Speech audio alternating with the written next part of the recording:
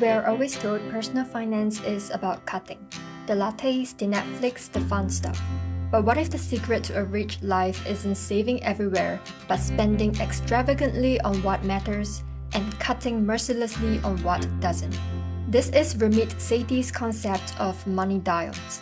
It's about being deeply intentional, identifying where money brings you disproportionate happiness, and giving yourself permission to spend there unapologetically. Ramit lists 10 common dials from convenience to social status. He asks, if you had $25,000 to spend on any of these right now, where would it go? My top 3 are freedom, health and fitness, and self-improvement. However, turning these dials up required me to break some deeply ingrained beliefs. Freedom to me is being able to fully control how I spend my time and energy. For 8 years, I turned my future freedom dial to 10x, saving every possible cent. But I realized I felt deprived because I had my present freedom dial at 0. It took a mindset shift to move from seeing spending today as detracting from the future to seeing it as an investment in making the journey sustainable. Now I'm willing to take a taxi to save time and energy when I need to. It's a purchase of productive time and energy to spend on something I truly value, like doing a workout when I get home, instead of arriving exhausted after a long train ride and being too depleted to do anything. I used to believe exercise should be free. I'll run in the heat and humidity or follow YouTube videos for workouts. At the grocery store, I'll buy the cheapest produce and instant coffee. But I eventually hit a plateau with my workouts, and my home-cooked meals always felt so unfulfilling that I would end up craving a takeout anyway. Now I spend on Pilates and a gym membership because I value the improvement in my fitness from having professional guidance and equipment. I buy better and a wider range of produce because quality and variety keeps me from eating out. I even pay for comprehensive health screenings because peace of mind is a high-return investment. Self-improvement to me is about acquiring the knowledge and skills for the purpose of achieving my goals. I used to waste months and years trying to learn investing or languages through scattered free content. After lots of trial and error and not knowing whether I was on the right track, I finally decided to dip my toes in paying for lessons. Eventually, I realized I wasn't just paying for information. I was paying for acceleration and a structured pathway to get from A to B faster. Now I allocate a portion of my yearly budget towards learning. You can't turn up a dial without turning others down. This is the cut mercilessly part of the concept. My merciless cuts are on the things that I've been paying quite a bit for but offer little value and happiness to me. Like mediocre meals outside that cost quite a bit but makes me feel like I overpaid and would rather have cooked at home. And travel that felt too touristy and didn't give me a full appreciation of the country and culture. The money dial concept's core principle of intentionality applies to any finite resource in our lives, such as our time and energy, career, and physical space. Time and energy dials are about dedicating your time and mental, emotional, and physical capacity to the pursuits that offer the highest return on life satisfaction. If you value rest, you spend by protecting 8 hours of sleep and cut by refusing to watch just one more episode. If you value creative output, you spend your peak energy hours on your craft and cut the morning social media scroll. Career dials are about the non-negotiable qualities your job or business must have to make your professional life fulfilling. If you dial up impact, you might intentionally dial down salary.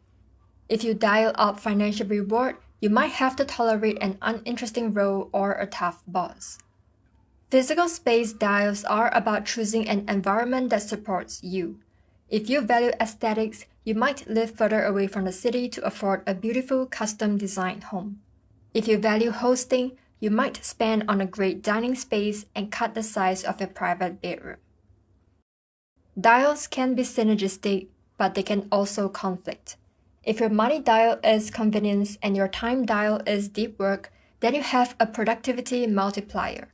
Spending money to eliminate low-value tasks like cleaning or grocery runs frees up your high-energy time, enabling you to focus on your most productive work. If your money dial is luxury goods, but your career dial is stability and predictability, you could face resource conflict. Funding luxury purchases often means taking on high-paying jobs which tend to be less stable or predictable because of the high stress and long hours involved.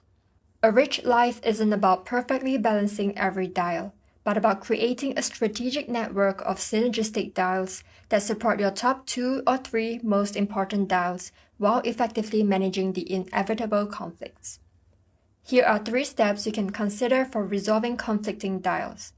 Let's use the example of wanting to go 10x on a career mastery dial which conflicts with your time-energy dial of spending high-quality time with your family. Step 1. Rank and prioritize. The 10-year test. If you look back 10 years from now, which dial needs to be the priority right now for the others to even be possible? Often the answer reveals a foundational dial must come before an aspirational dial. In this case, you might realize that achieving mastery in your career is the foundational dial that will eventually fund the freedom to have even more time with your family later. Choose the foundational dial as your Tier 1 dial, while the conflicting dial becomes your Tier 2 dial. So for right now, career mastery is Tier 1, and spending high-quality time with your family is Tier 2. Step 2. The 80-20 trade-off. Once you've ranked them, stop trying to give 100% to both. You'll just burn out. Instead, apply the 80-20 rule to your limited time and energy. 10x your Tier 1. Dedicate 80% of your extra bandwidth to career mastery, be it late-night work sessions or extra projects. 2x your Tier 2. You don't ignore your family, but you shift to maintenance mode.